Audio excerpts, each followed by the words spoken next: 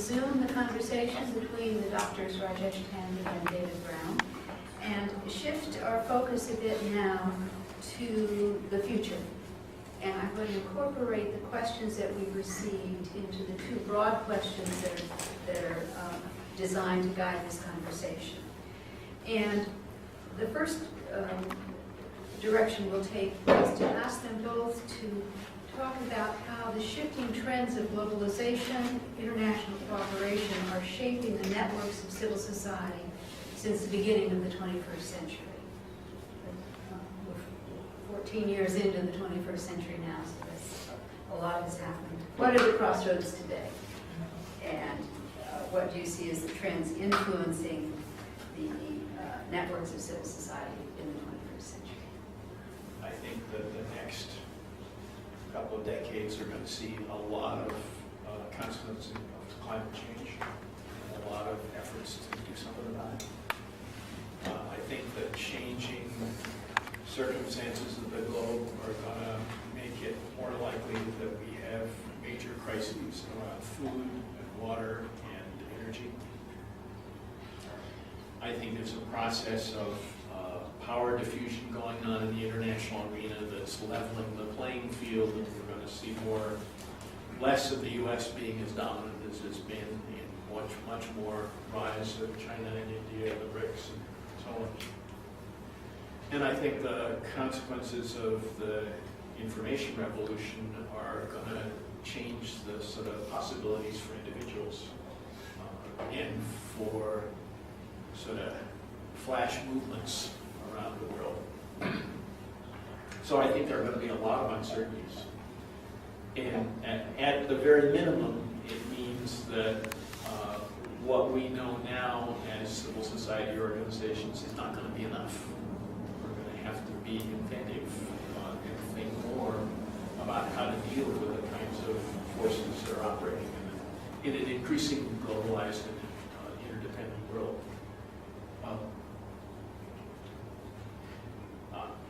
I worry particularly about the United States succumbing to the fantasy that they could build a wall around the country and be safe, and that they don't. I think the consequences of not paying attention to the problems the globe faces and not working to solve them are going to be catastrophic.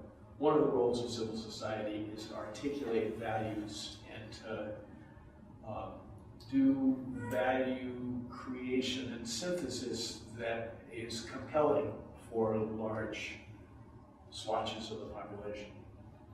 And so I think looking at the emerging challenges and articulating widely acceptable or widely compelling values for how we should respond to them is going to be an important creative role for civil society, and it's most likely that civil society will do it because for various reasons they're not stuck in one national context. Governments by definition have to deal with their citizens, not with a global situation.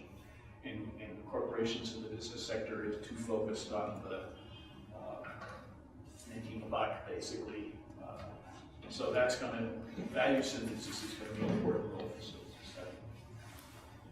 I think being a catalyst for cooperative problem solving, being an activist mediator in the language of yesterday or in various other ways, being a trusted resource that can bring together lots of different stakeholders is the second major possibility. And the third is just being a catalyst for innovation, for not being stuck in the way we've always done things. Because I think we know that the way we've always done things is not going to be enough. That we're facing unprecedented problems, that we're going to need unprecedented solutions. And so being able to step outside of the way things have always been is going to be very, very important. Rajesh, for you, the shifting trends in globalization, international cooperation, crossroads, and what is the shape that civil society might take going forward? I think increasingly the language of civil society will disappear. You know, when Civicus was founded in 1993, and some of us were involved in producing a sort of a status report before the first General Assembly of Civicus in January 95 in Mexico City. We titled that book Citizens, Strengthening Global Civil Society. But the main focus was on citizens. That may have been aspirational in 1994. But I think in 2014, 20 years hence, we are already living in an era of global citizens, largely enabled by information technology, mobile technology revolution. So I see more and more questions of citizenship, of civic engagement, civic action, citizen leadership as ways of moving forward in thinking about how challenges facing societies will be addressed. And that formulation, in my view, allows much easier ways of cooperation across the boundaries of organizational sectors, because those boundaries will remain, but people will be moving around. And to some extent, the dot-com revolution and those campaigns are already witness to that. When you launch a dot-com campaign or a digital campaign, you're not limiting yourself to only those who work in civil society organizations. So civil society organization as a formulation, I think, has more or less outlived its utility. The crossroad is essentially going to be around facing from where I sit, from where I look, facing the challenge of huge mixing of populations, call it migration, rural-urban migration, intercontinental, intercountry immigration. But even within the country's boundaries, there's a lot of shuffling of populations that is already happening, it's going to grow. And in that milieu of shifting populations, of meeting people dissimilar to yourself, how do you deal with the notions of common, shared public values and goods? That's one big, I think, role I see. More importantly than dealing with even the government or the private sector is the role of citizenship in generating a new, coherent societal ethos of shared values and of public goods. And the second challenge is, of course, 20 years hence, men will be marginal. They are beginning to be already, and will be more marginal. And elderly will be found in elderly homes, even in this country. So the young are globally connected, but not necessarily historically rooted. So you can horizontally be globally connected today, not necessarily temporarily historically rooted. So how do we bring questions of coherent, shared values, things like gender equity, social justice, those concepts need to be reframed, re-articulated, in fact, freshly discussed with the shifting milieu of migrants, shuffling of populations and the young. And this is where I see the role of citizen leadership. organized forms like PRIAs of this world can enable that process, or they would become relics of the past. In the changing scenario of development assistance, I think we are done. ODA, official development assistance, as we knew in the 80s and 90s, is gone, more or less gone. Back to linking economic interests with social investment. And this is not just OECD, but this is as much China, Brazil, India, Russia as anybody else.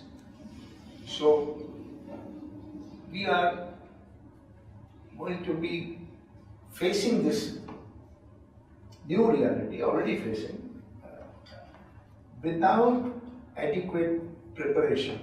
So I see the current phase is similar to the early 90s. We are in search of a new identity. If citizen leadership, citizen action across various institutional boundaries, overcoming boundaries, going to be the key force moving forward, then what's the role of institutions like PRIA? What's our identity? And in supporting the capacities of those citizen leadership, what's our material base going to be?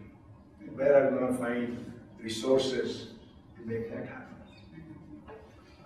It's not an easy question. The answer is not in CSR or private foundation or whatever. But I think we are, in that sense, at an era of reclaiming our identity or redefining our identity as institutions. So one of my reactions to the question here was, what is the future of development, capacity building for development NGOs? And I'm not sure what that future is. But I will bet, dull future. Yeah, no, probably not worth investing a whole lot of your life in worrying about that, as opposed to what is capacity building for social justice going to look like. Because social justice is a problem that's probably not going to go away soon. And just to touch on one area where I'm pretty sure that there's going to be work to be done. What seems to be emerging about the distribution of wealth in the world is that it's increasingly concentrated at the very, very top.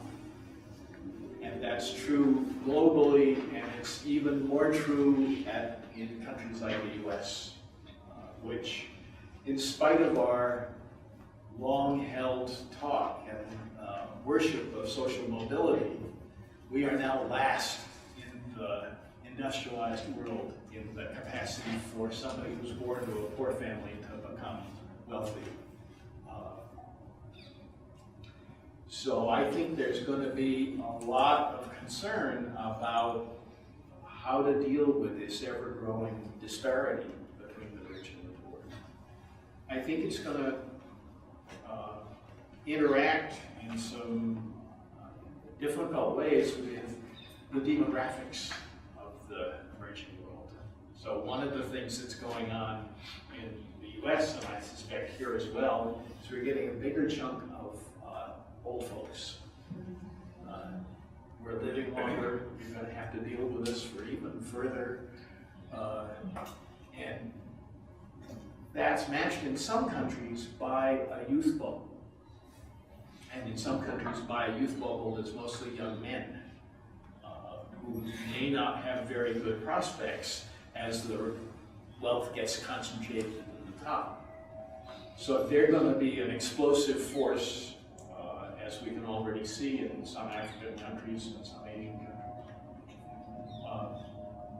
I think that while development NGOs may not be the future, and certainly funding for development NGOs is not the place where you want to hang your hat, challenges of social justice are going to continue, and thinking about innovative ways of responding to that may be a new growth area. And I suspect the people who find ways to respond effectively to that are going to be able to generate support to do it. in your, I like the way you put it, capacity building for social justice. In putting it that way, my sense is that commitment to social justice is no longer limited to civil society organizations. There are lots of folks out there, in government, in private business, in media, who have a commitment to social justice. They may not know how to act on their commitment.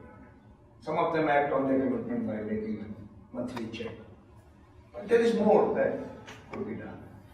So in a way, by overcoming the self-imposed boundaries around our sectoral identities, if we reach out.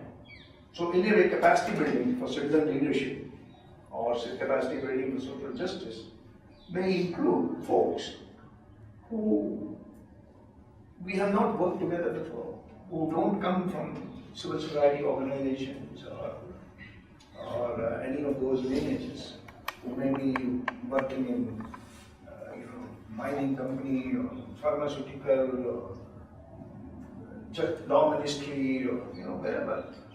And that kind of an institute, shuffling of dissimilar others. And I don't know if we have the methodology for that. If we have, because our methodology of capacity building sort of came from individual and group learning, used the organizational and inter-organizational framework, but still contained the organizational boundaries and frameworks. So cooperation, inter-organizational, and I think we're going to enter a new era of building networks of active citizens for social justice, irrespective of where they are located and how they earn their livelihood. And in that formulation, I think building those networks locally, at the level of a small town, at the level of a block, is going to be an important contribution. It's not just networks of folks who hang around in Delhi or Boston, or in Delhi and Boston because they are networked, but it's creating those networks, networked local network at the level of a small town, at the level of neighborhoods, at the level where you don't say that you work in the government, you work in the private sector. I am the one who works in civil society. Yeah. So would you speak to that? What do you see as the emerging issues bringing people from different walks of life together as citizen activists and citizen leaders? Are there any others that you see as being big in the next slide? I think we can identify sort of general areas where there are going to be challenges. So, for instance, what do you do when a typhoon arrives and levels the community? As happens in Orissa every so often. How do you respond to that? And what are ways to build capacity in the community to deal with these kinds of unprecedented challenges? And one of the things I thought about is, I wonder if the strategy that we used at IDR might be helpful to those of you who are trying to figure out what you want to do next. Because we ended up sort of saying, well, what are we interested, who are we interested in working with? Who would be exciting to work with? And then we went out and found some organizations that looked exciting to us and tried to understand them in terms that meant we could provide some support to their work. So finding examples of good community response to catastrophic events and looking at several of those and beginning to identify principles for getting ready for catastrophic events or for responding to them as they come along might be a way of building yourself a technology for doing what you want to do. You're basically saying new knowledge building out of the citizen activity that addresses emerging That seems to be crises. effective in responding to the kinds of social justice issues that you're interested in. One question you posed was, what would I have done if I graduated from college today? I certainly wouldn't have imagined setting a PRIA. But I would have been less conflicted about the possibility of working towards social justice agenda than I was 40 years ago. The reason is that in this society, the sectoral boundaries were very rigid. You were either this camp or you were that camp. We are now going to enter, already have entered in some parts, we're entering an era where there is greater fluidity of movement of people and practices across various types of institutions. However, that fluidity is not yet happening at the local level, at the level of small towns, at the level of blocks. It is happening at a sort of somewhat meso-macro level. And this is where, I think new ways of having a conversation, which is building mutual capacity and accountability to mutual commitment, is going to be important going forward. Because irrespective of which neighborhood you live in, you're going to face the issue of shuffling of populations and contestation around what's a shared public good. That contestation needs to be addressed in some way locally as well. And that's where networked action by a group of citizens at the local level in order to arrive at a consensus and also articulate that consensus of what's a shared value, shared social justice concerns may be there, but may not just be articulated adequately. So that's where, a much more public spaces for conversations, for engagement, we need to reclaim. And those public spaces have now become highly ritualized in this country. You put up a banner, you put garlands, microphones, and only then you can have a conversation. But public sphere needs to be reclaimed in ways that you can have a conversation without the rituals and the paraphernalia. Potentially broaden the Yeah. inclusion of people in that conversation. Absolutely. Because that's not what they do. David, thoughts from you? Yeah, You I- start again. But, Yeah. well, two sets of things. One is I was thinking, Rajesh, as you talked about the rigid boundaries when you were a student. That was both confining and reassuring for the people who stayed within the boundaries. Now, Yeah, you knew where you stood. Yeah. But there was no ambiguity.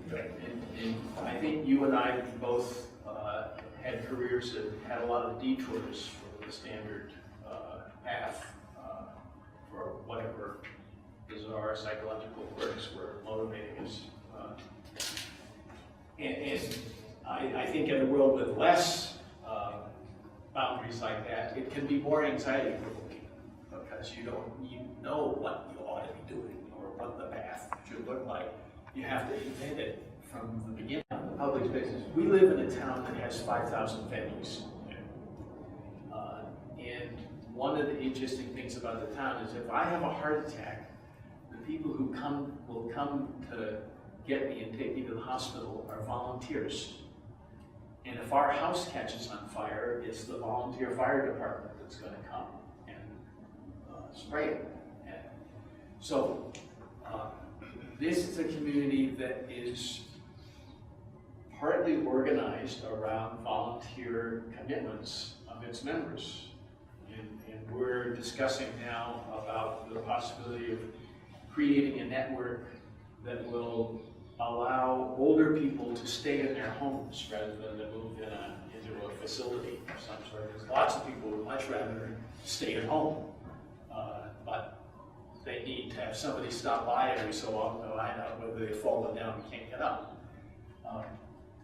So Jade and I have decided we're not going to be volunteer fire people, but we might get involved in this network. And Jane is already the czar of community gardens in the town.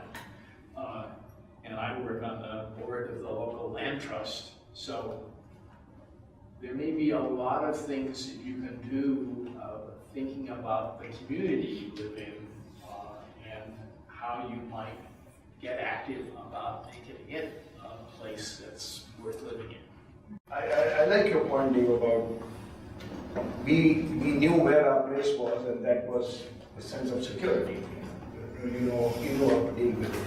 And increasingly, we are in an uncertain, sort of fluid environment. So, individuals may know how to cope with uncertainty, but organizations are by nature sort of laggards in that respect.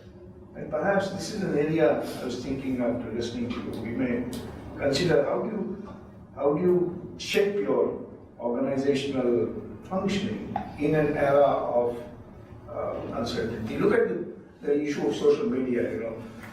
Yes, we have a hashtag PRIA, but everybody in PRIA has their own hashtag as well. Now, how these multiple hashtags tag along? Or will they be separate words? I will do hashtag to my friends from my ID, and all the sort of boring and sort of difficult and complicated stuff I'll put on Priya's hashtag.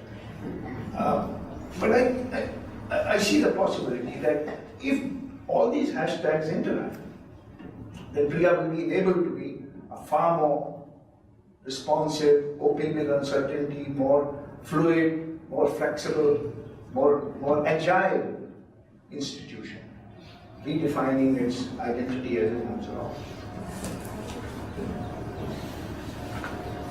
So I think there's an ongoing temptation in this world, a tension between agility and connectedness, and the energy that takes, and the desire to build a wall and stay safe and not have to move all the time. The sort of information equivalent of a couch potato. Yeah, but it's sort of in practical terms, in the early era we used to do strategic planning for 3 to 5 years. That time frame is irrelevant. So maybe the phrase is not strategic planning, but strategizing, strategically thinking, and doing it every day, as opposed to once in 5 years. So, capacity to do that, capacity to be able to move in a focused way, and yet be agile, yet be, and many development organizations are torn at the moment. I think this is where the challenge for at least in the near future is. We need digital connectivity, but not at the cost of human connectivity. So how do you carry them all together? So we need organizational focus, but not focused rigidity. We need mobility, agility, flexibility, responsiveness to remain relevant for the work we do, for capacities we build. So not just focusing on capacity building of NGOs, but also capacity building of local government leaders, capacity building of people working in the private sector. It doesn't matter, because it's Capacity building for society. Yeah, societal capacity, and increasingly capacity to develop, shared values and shared consensus on public goods, and how do we work towards that? That's I think that's the sort of the challenge. Good question. And I'm looking forward to hearing the answers that are going to get constructed by some of the people listening. Yeah. Because I think we've had our chance to do a lot of the constructing that we're going to do. Good. Well, thank you both very much for this interesting and always reinforcing dialogue between the two of you. I hope that some of the issues and questions that you all have were addressed, or at least sparked by the conversation, and that you all will continue with these sorts of questions as you go into the future, with, particularly with PRIA's activities. So thank you very much for joining us.